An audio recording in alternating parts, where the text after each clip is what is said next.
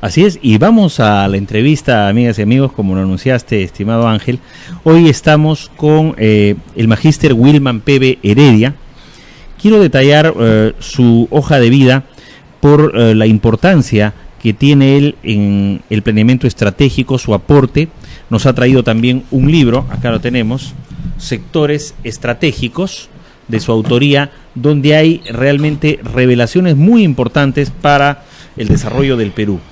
Él es magíster en técnicas aeronáuticas y espaciales, obtenido en la Escuela Nacional Superior de Aeronáutica y del Espacio, ENSAE, en la República de Francia, licenciado en Ciencias de la Administración Aeroespacial, coronel en situación de retiro de la Fuerza Aérea del Perú, especializado en comunicaciones y electrónica. Además, se ha capacitado en las especialidades siguientes: diplomado en Administración por ESAN, diplomado en Aviónica, Supaero Francia, diplomado en Seguridad Ferroviaria en México, diplomado en Prevención e Investigación de Causas de Descarrilamiento de Trenes por la compañía Rail Science de Estados Unidos, diplomado en Auditoría de Seguridad, Salud y Protección del Medio Ambiente, diplomado en el curso de Administración de Recursos para la Defensa Marina de Guerra del Perú, y ha recibido felicitaciones de la Embajada de Francia por su brillante participación académica en la Escuela Nacional Superior de Aeronáutica y del Espacio de la República de Francia, y también felicitación de la Comandancia General de la Fuerza Aérea del Perú por eficiencia profesional y espíritu institucional. Wilman Pebe está con nosotros, bienvenido al programa. Muchas gracias, Rafael, buenos días, Ángel, gracias por la invitación y aquí dispuesto a las preguntas que quieras vertir. Sí, hay un tema que nos apasiona y es el tema del desarrollo nacional, pero en la actual coyuntura, con un gobierno que está terminando, un gobierno que has conocido muy de cerca, tú has sido una de las personas que ha aportado bastante al plan de gobierno de la gran transformación. ¿Cuál es tu reflexión a estas alturas donde ya este gobierno acaba? Estamos a menos de 4 meses de la salida del llamado nacionalismo, y ¿qué te queda en cuanto a desarrollo nacional que haya tratado de impulsar esta administración? Bueno, es bien cierto, yo he participado en la elaboración del proyecto y programa de la gran transformación, escribiendo el capítulo 4.2, que trata sobre el plan de desarrollo de infraestructura del país. Y es bien cierto también de que el programa de la gran transformación pues no ha sido ejecutado y ha sido reemplazado por una hoja de ruta justamente antes de asumir el poder el presidente Ollanthumala. De lo que estamos hablando, de un plan de desarrollo nacional en base a lo escrito en la gran transformación, no se ha ejecutado absolutamente nada, ¿no? Habiéndose estudiado el tema con más de 80 profesionales del más alto nivel del país, quienes fueron los que participaron en la gran transformación. Para unos será que la gran transformación no es aconsejable, digamos, para el país, para otros de repente sí, pero particularmente en el punto del desarrollo nacional, nosotros aplicamos una teoría que se basa en la construcción de la nación. Porque si nosotros no integramos la geografía y la demografía, no podemos hablar del desarrollo en la educación, del desarrollo en salud, del desarrollo en cualquiera de los sectores que tenemos hoy en día. Porque un solo ejemplo yo puedo decir, Upahuacho, que es un distrito al sur de Ayacucho, hay escuelas, sí, hay una escuela pública, pero ¿qué profesor puede asistir a esa escuela si no tienen agua, no tienen energía, no tienen gas, no tienen luz, no tienen cómo vivir? Entonces lo primero que uno pensó y diseñó fue cómo integramos a los pueblos de nuestro país. Para eso nosotros diseñamos y tuvimos 2 criterios fundamentales. El primer criterio era racionalizar y optimizar los recursos. El país geográficamente es un país muy difícil de integrarlo. Una de las mejores integraciones que puede haber en el país es a través de la aeronáutica. Sin embargo, antes de pensar en cómo integrarlos, había que estudiar a los países desarrollados ¿Cómo hicieron ellos para poder integrarse? ¿Cómo hicieron ellos para satisfacer las necesidades de su población? Entonces ellos pensaron básicamente en sectores que tienen que ver con la sobrevivencia de su propia sociedad. Primero, el agua. Sin agua no hay vida. Definido que es un sector estratégico porque es el Estado quien tiene que ver por la vida de sus ciudadanos.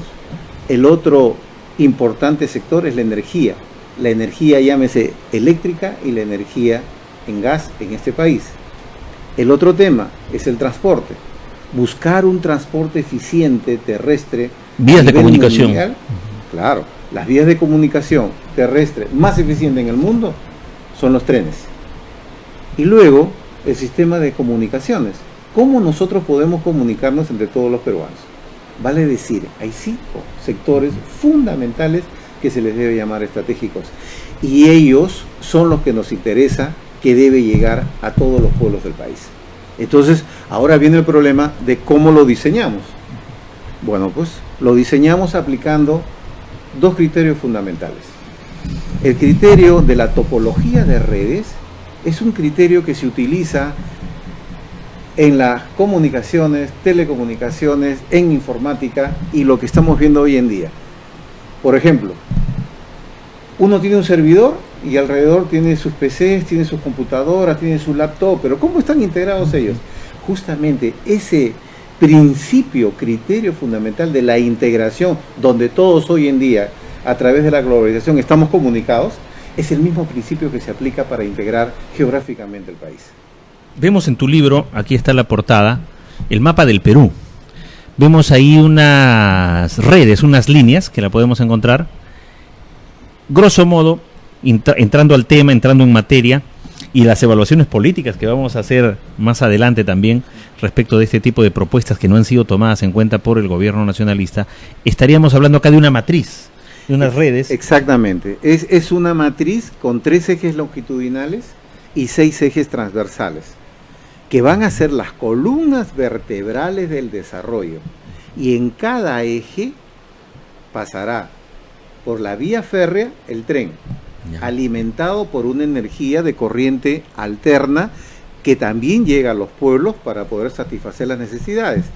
A un costado la fibra óptica y al otro costado el gasoducto, la tubería. Vale decir, de lo que estamos hablando de los sectores estratégicos, en un solo trazo estaríamos llevando las columnas vertebrales por todo el país. Acá hay una fotografía en tu libro y acá vemos, por ejemplo, el tren. Quiere decir que en esa línea del tren, a través de estos ejes transversales, longitudinales, estaríamos llegando a los sitios más importantes del Perú. Y por ahí iría la electricidad, el gas y otros, digamos, elementos de la energía. Por supuesto. Nosotros lo que estamos haciendo con este libro es fijar columnas vertebrales. Es como cuando yo construyo un edificio. Al construir un edificio, yo tengo que poner los cimientos y las columnas vertebrales. Luego hago las paredes, luego hago los techos, luego hago las puertas, etcétera, etcétera. Entonces, a quien les compete completar este diseño son a las regiones, quien ya teniendo las columnas vertebrales del desarrollo del país, las regiones se encargarían de diseñar su planeamiento estratégico también de diseño del desarrollo de su propia región. Ahora, este plan, lógicamente, es a largo plazo. Este plan, básicamente, es para ordenar el territorio nacional. Muy bien podemos decir, hay varios candidatos a la presidencia que actualmente dicen que tenemos que ordenar el territorio nacional, tenemos que ver dónde podemos hacer minería, dónde podemos hacer agricultura, etcétera, etcétera, etcétera. Pero ¿de qué nos vale definir en qué lugar se van a hacer si no lo podemos explotar en beneficio de la sociedad peruana? No lo podemos exportar porque no hay medios de comunicación para poder realizarlo. No nos olvidemos que la carretera es inversamente proporcional al desarrollo de un país. Mucha gente dice, tenemos que integrar el país geográficamente a través de carreteras. Mi pensamiento muy particular, y está avalado también por los países desarrollados industrializados, que no son las carreteras, son las vías férreas. Si no, muy fácil, veamos China, veamos Europa, veamos Estados Unidos, veamos Japón, se basan en rieles. Tu investigación, tu experiencia, en esto quiero ser muy puntual para darle a Ángel, que tiene ahí una batería de preguntas. ¿Quiere decir que, por ejemplo, en el Perú, en tu investigación de repente has encontrado que hubo algún tipo de intereses en Belaúnde o, por ejemplo, en Bedoya, cuando se saca incluso hasta los tranvías de Lima en la década del 60 y se frena ese desarrollo, y desde Belaúnde viene el hecho de hacer carreteras y más carreteras? ¿Pudo haber ahí habido algún interés de las constructoras en detrimento del desarrollo ferroviario en el Perú? No es que solamente haya sido en esa época, sino hasta la fecha. Hasta la fecha, el país no se desarrolla justamente por intereses de las grandes empresas que tienen afinidad en la construcción de carreteras, porque tienen que ver con muchos intereses, con petróleo, con gasolineras, con los que venden aceite, con los que venden llantas, con los que venden ómnibus, con los que venden camiones, con los que transitan, etcétera, etcétera, etcétera. Hasta yo diría, ¿no?, hasta las empresas estas de funerarias, porque hay más accidentes en carreteras. Entonces, hay varios sectores que están interesados en que no exista el ferrocarril. ¿Por qué? Porque el ferrocarril justamente minimiza todos los gastos, costos, accidentes, utilización, medio ambiente, que lo ejecuta de la mejor manera posible. Por decir, en la selva, ¿cómo yo voy a poner una carretera contaminando la selva? Cuando el transporte que se desplaza por la selva a través de una carretera es el medio diésel, el petróleo o el gas que contamina el medio ambiente. Y asimismo los insumos que tiene una carretera son derivados del petróleo. Lo que no sucede con una vía férrea. La vía férrea es básicamente insumos que protegen el medio ambiente. Es una piedra chancada que se le llama balasto, ¿no?, y que cuando llueve la tierra sigue produciendo. Cuando uno pueda retirar la vía férrea cuando quiera, por ejemplo, la tierra sigue produciendo. El tren con energía eléctrica, su contaminación es cero. Eso es suficiente para entender que la selva peruana, que es un gran territorio de nuestro país, debe ser integrada a través de vías férreas de carácter eléctrico.